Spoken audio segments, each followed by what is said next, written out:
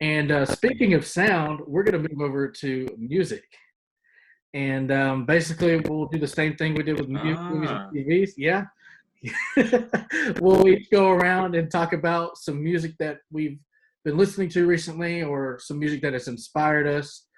Joy, you're going to start us off and tell us about your music pick today.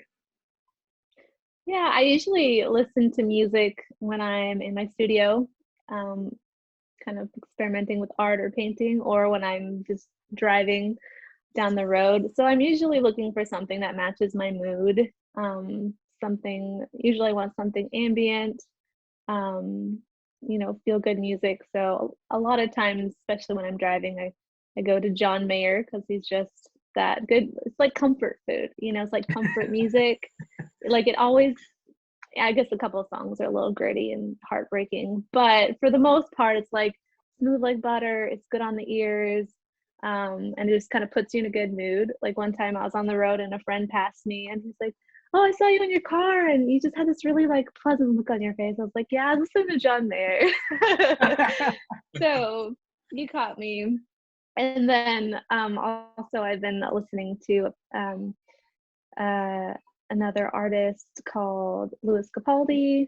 So he has a lot of hmm. sentiment in his songs, and I love a good song that just makes you feel something, whether it's love or heartbreak or loneliness. He has like a really good kind of gritty vibrato that when he belts that note out, you're like, oh, I feel it. I'm with you. I don't feel it, but I do. So I've really enjoyed his music. You can find him on Spotify or anywhere. He's kind of a younger artist. And I'll mention one more just because I want to throw in something a little bit more Sure. spicy. Ooh. So a friend of mine, yeah, introduced me to the genre of neo soul, neo jazz kind of stuff. And that was Hmm. kind of a different world for me. But I was like, I feel this. Like it just has like one of the bands he suggested to start out with was a band called Moodchild, and it's just a kind of a different spin on jazz. So it's really smooth, but then it still has all like the heart and those instruments from jazz. So I've been enjoying kind of stepping into a new genre there. That's really neat because I'm out of all those three, I'm most familiar with John Mayer, but I'm definitely going to check out the other two.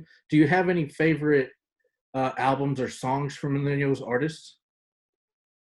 Um, the song that comes to mind that I have listened to probably to the point where I got a little tired of it was Louis Capaldi's "Before You Go." Um, it's just it's kind of a heartbreaking song, but the lyrics really draw you in, and so it's a good one. Okay. So Lane, have you heard of any of these artists here, or do you have any favorite albums by them? Oh yeah. I mean, well, John Mayer. It's funny because I think of when he featured on a Fall Out Boy song. That's the Oh yeah. weirdest part my brain goes to. I don't remember that one. But I mean, of course, yeah. I'm like, it's so random to think about, but that Gravity. There's a few others that the name escapes me bad for sure. And then Louis Capaldi, my fiance actually really got into him and showed me some songs, and I was like, dang, I didn't think I was gonna try to cry today, but you're gonna make me cry Yeah, Well, let's because go for it's yeah. I'm like, well, I guess shoot, we're gonna cry on Valentine's Day. pass the chocolate. it. Yeah, I'm like, well, this will grow us, our relationship closer.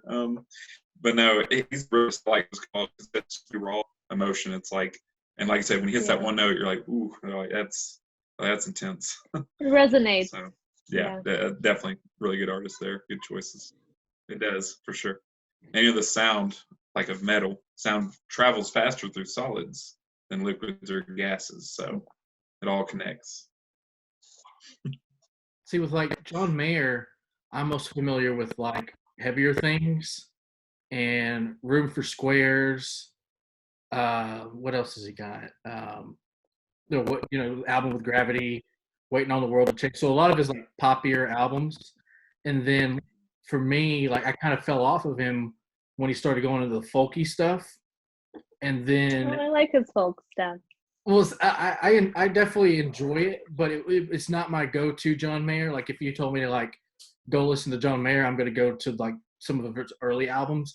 But he kind of tied me or brought me back in with some of the more recent blues stuff that he's done, and he's gotten deep into like the jazz and blues community recently. That I've noticed. I haven't got to check out all of it, but like from what I've seen and heard, I've been really impressed. And so, and in a way, it's kind of going back to his roots with albums like Heavier Things and stuff like that. But out of those three artists, that's the one that stands out to me the most. I'm definitely gonna check out Capaldi and Moodchild. Yeah, yep, that sounds great. All right. There you go. So, Lane, what do you got for us in the world of music?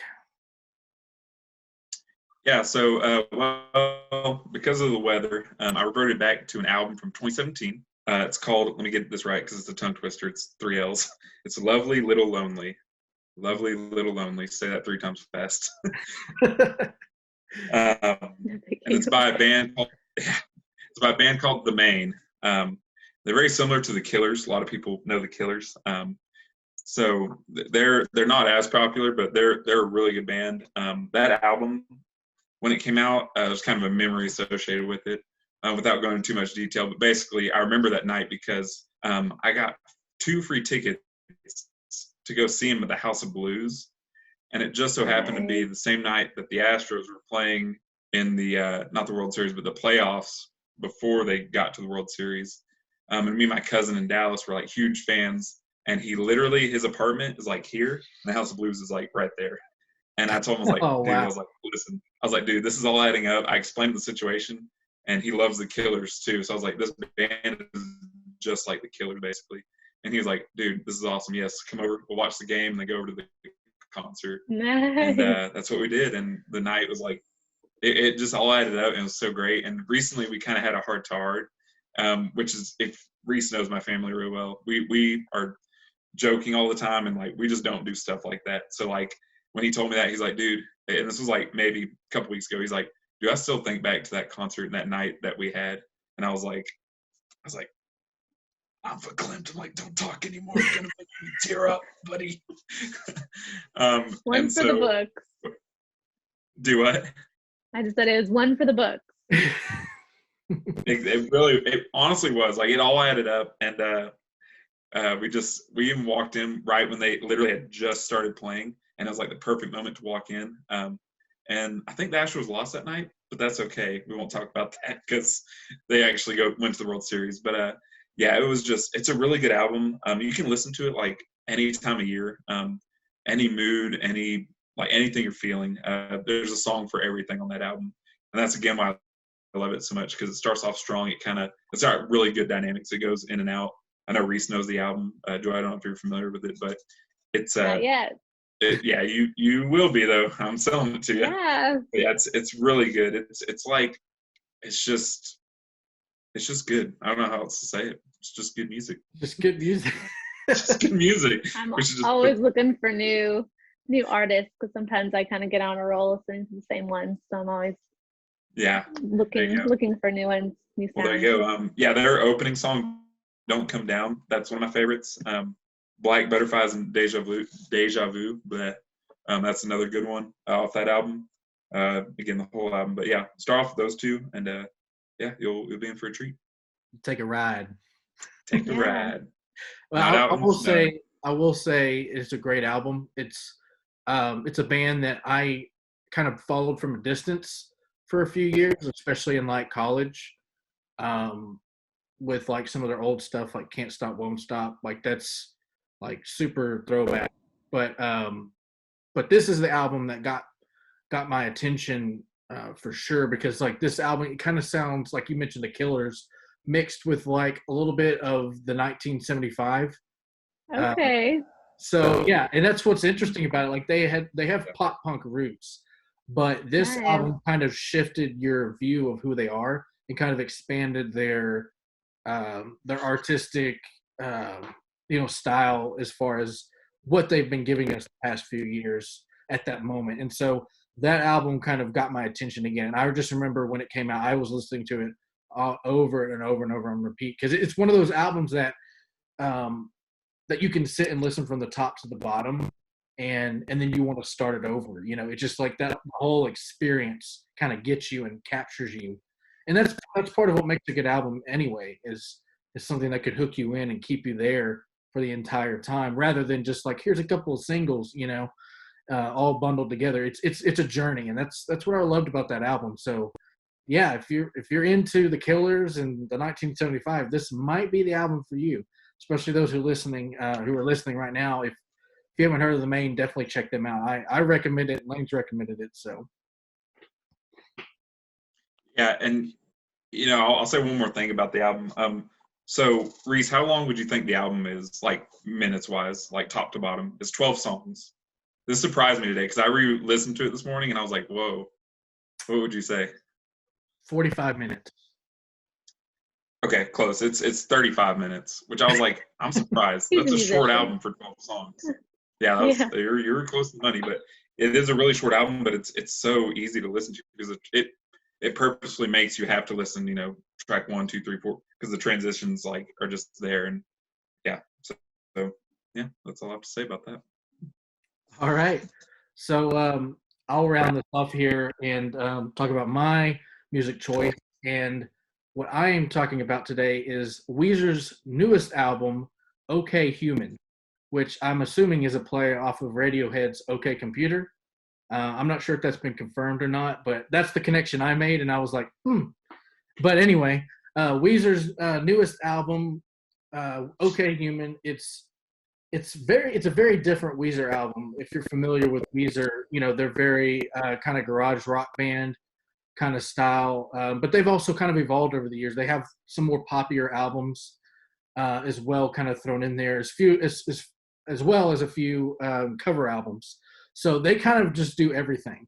And this album kind of proved that with the incorporation of some orchestra elements with some brass and strings, and kind of put together this kind of Beatles esque album. And it kind of has flavor of Pretty Odd by Panic at the Disco. So like there's these little like folky orchestra kind of flavors injected into this album in the style of Weezer. So it's really interesting. It's hard to explain, but if you go listen to it, you'll know exactly what I mean.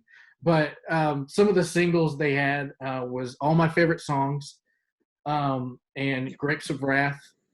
And in the album itself, just a little backstory on it, was actually a side project that they were working on while they were working on their album that was supposed to come out last year that they had to move out to this year, called Van Weezer, which is more of like a stadium rock kind of album around the style of like Van Halen that they were trying to emulate. And they were supposed to go on tour with it last year. Well, because of, you know, the shutdown and everything, they had to postpone it till this year. And so they didn't really feel like it made sense for them to put out this orchestra album when they were about to go on a stadium rock tour. So what they did was they had been sitting on this, like I said, last year for quite a while, and decided to finish it up during the pandemic quarantine. And this was kind of an output of it. There's a lot of songs that kind of refer to the times of, you know, COVID and things like that. Like there's a song called Numbers talking about like the overuse of social media and like social comparison, you know, because right now everybody's just all over social media all the time now. There's a song called Playing My Piano is about him avoiding Zoom interviews. But like, you know, just like that. And then, you know, Screens is about phone addiction and like what he's kind of noticed in his daughter's life and how she can't put her phone down and things like that. And so it was a very like 2020 kind of, I guess they kind of put it in that direction once they were like, well, we can finish this out, put it out, and then put out Van Weezer later on in the year. So them having a double album coming out is really cool. But like I said, it's a really interesting and unique Weezer album overall. highly recommend you check it out. And yeah, are any of you guys familiar with Weezer? If so, have you heard this album? If not, what do you think? I'm familiar, but I can't say I know any of their songs by name. So there's another band for me to go and recheck out again. I would play it for you right now, but I don't want to get copyright struck and the video get taken down. So I'll check it out later on my own time. What about you, Lane? Oh yeah. Oh, I mean, my fiance Danielle, she loves like '90s rock. So Weezer, Red Hot Chili Peppers, any bands like that, we've listened to. I did hear that. What was the name of the single? It was like all my favorite songs. Yes. For some reason, the intro, and again, my mind just wanders to weird places, but it made me think of Nacho Libre in the sense that ambient, the just old school. I'm talking about the old school instruments and the way it just Nacho Libre is filmed. I was like, I feel like this would be a song in that movie. But of course, it's probably not. It's not a representation of what the whole album is. But Weezer's been known to just, like you said, garage rocks, like working off bare minimal stuff. So it's kind of cool to see him do some production value to the album. But I was surprised to see a album put out by them. I'm gonna have to go listen to it. I didn't realize the full album was out already. So, yeah, I'll have to go check it out. I'm excited. This was kind of a surprise for them as well, because like I said, they've been sitting on this music that they were just kind of doing. It was probably going to be something they would put out later and not rush it out, because they were working on Van Weezer and going to tour that. But I think it ended up being a really cool thing, because it's one of those things where they can have two different albums come out the same year and show people the two different sides or the multiple sides of this band, and have more people draw into either one. And what's funny is, we were mentioning runtimes. It is a 12-song album. Can you guess the runtime on this one? Well, it'd be unfair because I looked it up and I just now saw it. Cheater. Okay, so I know I cheated. I'm sorry. It's Joy, 30 minutes. Joy, how long do you think it is? Oh, You just gave it away. I just gave it away. It's 30 minutes. 30 minutes. Good guess. Which is crazy, because most 12-track albums are definitely not 30 minutes long. Most of these songs are 2 to 3 minutes. There's even like a 24-second interlude song in there. So like, as I was listening to it, and I didn't even know that I had like the album loop setting on my device. So like, by the time I got to the end of the album, I didn't realize I was at the end. And then it replayed this first song. I was like, wait, that's it? It's over? So Yes. it's like, it was an experience that like, pulled me in. And I was like, okay, we're playing with some strings and some brass instruments. Okay, here we go.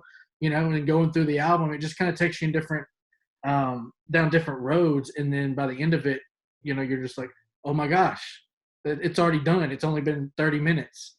So the fact that it's only 30 minutes shows that you can go listen to that and not feel like you've been listening for days. It's definitely a quick album, and I think that's part of the reason why they were inclined to put it out. It's a quick album, it's a neat concept, and it really expands your idea of what Weezer is. So if you haven't checked out OK Human by Weezer, go check it out now. It's awesome. Yes.